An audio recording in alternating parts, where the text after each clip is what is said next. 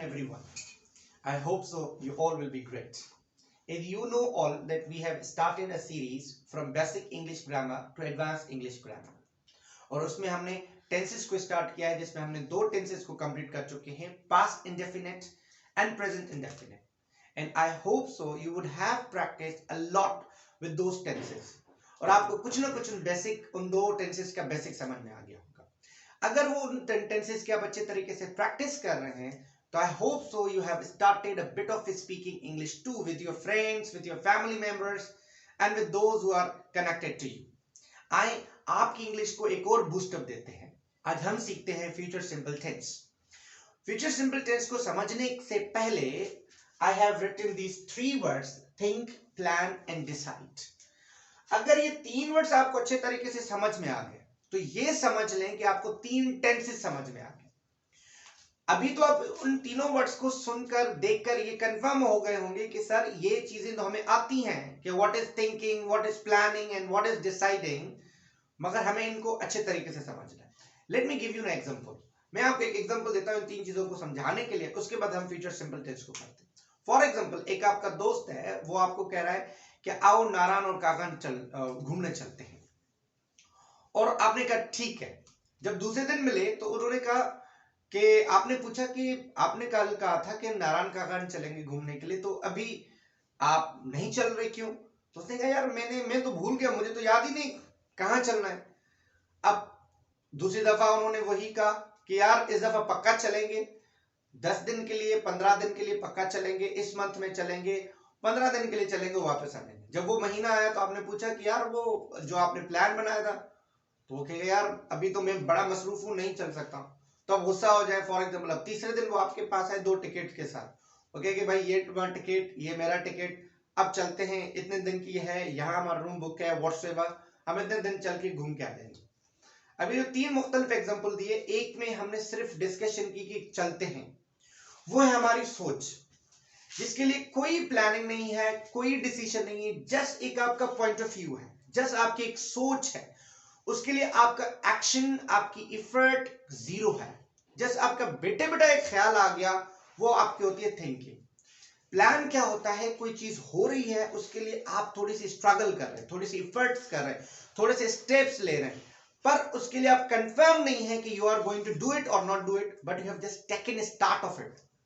Decision क्या है? Decision means आप 100% कंफर्म है कि कोई भी कंडीशन हो, whatever happens, you are going to do that, आप वो करने जा रहे हैं।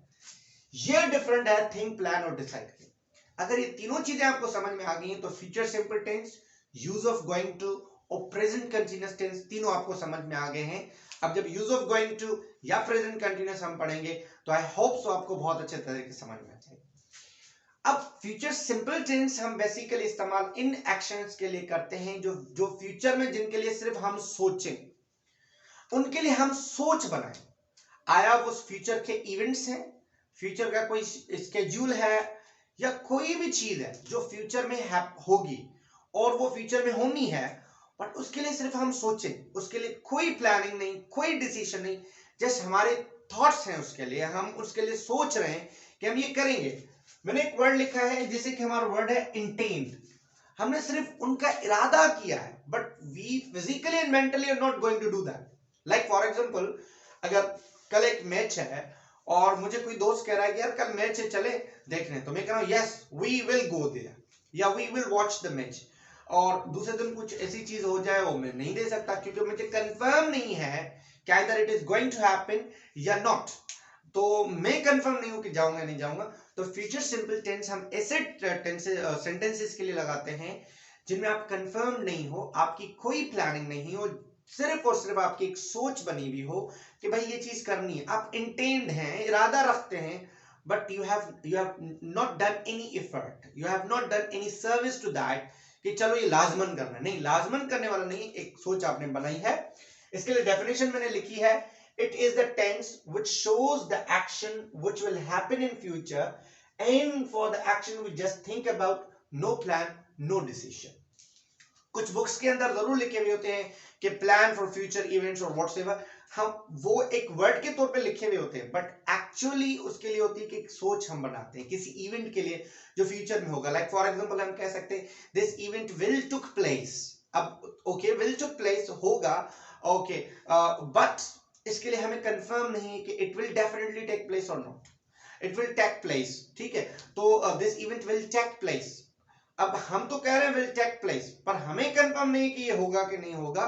ये इसी किस्म के सेंटेंसेस के लिए हम फ्यूचर इंडेफिनिट टेंस लगाते हैं। आपके सामने फॉर्मेशन है, आए फॉर्मेशन को समझते हैं। फॉर्मेशन में हमें क्या करना है, फॉर्मेशन में हमें सब्जेक्ट और सब्जेक्ट के साथ विल लगाना है, और विल के साथ हम वर्ब की फर्स्ट फॉर्म और लास्ट में हम ऑब्जेक्ट लगाते हैं। नेगेटिव में हम क्या करते हैं, सब्जेक्ट, विल नॉट और वोंट। अब अच्छा, विल नॉट को आप कंट्रैक्ट करके वोंट भी कर सकते हैं, इट्स सिंपल फॉर यू, और वर्ब की फर्स्ट फॉर्म, लास्ट में हम ऑब्जेक्ट लगाते हैं। Will plus subject plus verb first form plus object, will plus subject plus not plus verb first form plus object. ये समझे कि हमारा पॉजिटिव, नेगेटिव, इंट्रोगेटिव, इंट्रोनेगेटिव। अच्छा, बहुत ज्यादा स्टूडेंट सवाल पूछते हैं कि सर ये shall, why we are not using it. देखिए, मैंने पहले ही वीडियोस में भी डिस्कस किया था कि English is rich language which is changing on daily basis. ये बहुत जल्दी जल्दी चेंज अपने आप को अडॉप्ट करती हैं। तो ये जब जल्दी जल्दी अडॉप्ट करते हैं ना, तो ये बहुत ज्यादा ऐसे वर्ड्स को निकाल देते हैं जो समझते हैं कि this is not suitable for that particular sentence, जिसको हम समझ सकते हैं कि स्टैंडर्ड इंग्लिश। तो स्टैंडर्ड इंग्लिश के अंदर क्या हुआ है कि they have not started using shall for thinking purpose, मतलब वो शल को इसके लिए इस्तेमाल नहीं कर रहे हैं जिस तरीके से विल इस्तेमाल होता है, इंटेंशन के लिए या सिर्फ सोच के लिए, फ्यूचर के लिए। वो शल को इस्तेमाल करते हैं किसी कंफर्म फ्यूचर इवेंट के लिए, या कोई कंफर्म फ्यूचर वाला आपका कोई एक्शन है। लाइक फॉर एग्जांपल, आप इंटेंसिटी की अगर बात करें, कोई ऐसा एक्शन है या दो एक्शन है, एक है जिसके लिए आप बहुत इंटेंट है, या उसके लिए आपके पास प्लान्स मौजूद हैं, उसके लिए आपने एक्शन किया है और आप ये करने जा रहे हैं, तो उस वक्त आप शल लगा सकते हैं। जैसे कि फॉर एग्जांपल, आप बहुत दफा कमेंट्स देखते हैं या बहुत दफा मोटिवेशनल स्पीकर्स को सुनते हैं, तो वो एक कहते हैं this time shall pass to.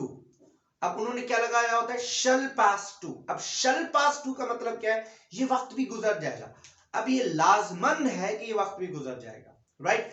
तो शल पास टू हम शल तब लगा सकते हैं जब हमारे पास कंफर्म आइडिया हो कि this thing will happen in future. तो अभी आप भी अगर कोई टेंस, कोई सेंटेंस इस्तेमाल करते हैं जिसमें आपको 100% कंफर्म है कि ये फ्यूचर में चीज होने जा रही है, तो उसमें आप शल लगा सकते हैं।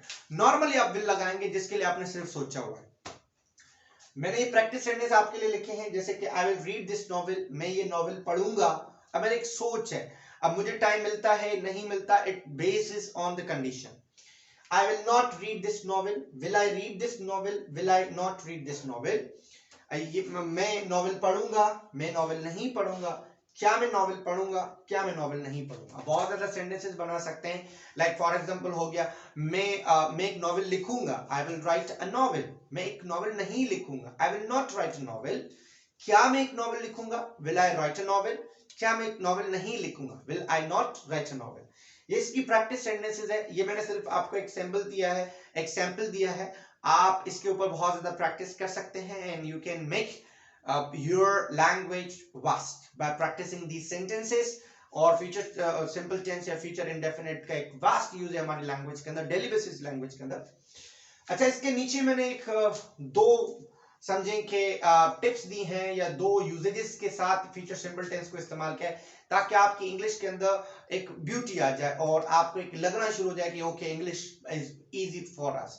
तो ये मैंने पहले जो सीरीज थी यूजेजेस की, और उसमें भी मैंने पढ़ाया था ये चीज पढ़ी। अभी मैं कुछ कुछ चीजें मेंशन करूंगा ताकि वो चीजें आपको विद इन द प्रैक्टिस आ जाए। जैसे कि कभी कभी हम सेंटेंस करते हैं कि आज नहीं तो कल, आज नहीं तो कल मैं कामयाब हो जाऊंगा।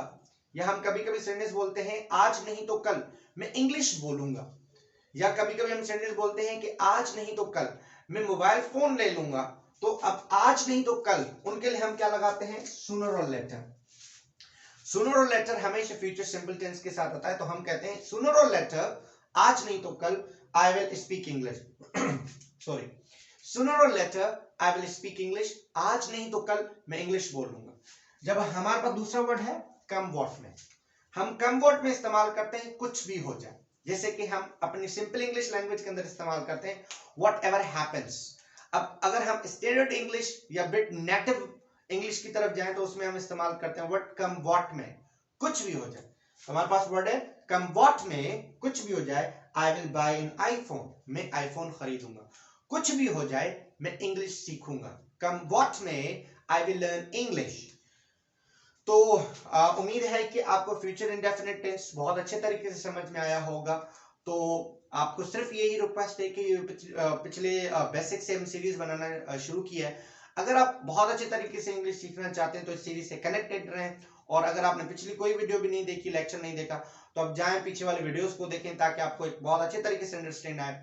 बाकी एक दफा दोबारा सबको वही गुजारिश कि आप इस चैनल को सब्सक्राइब कर दें, अपने दोस्तों से शेयर कर दें और कमेंट और लाइक जरूर करें ताकि हमें पता चले कि आप हमारे वीडियोस देख रहे हैं।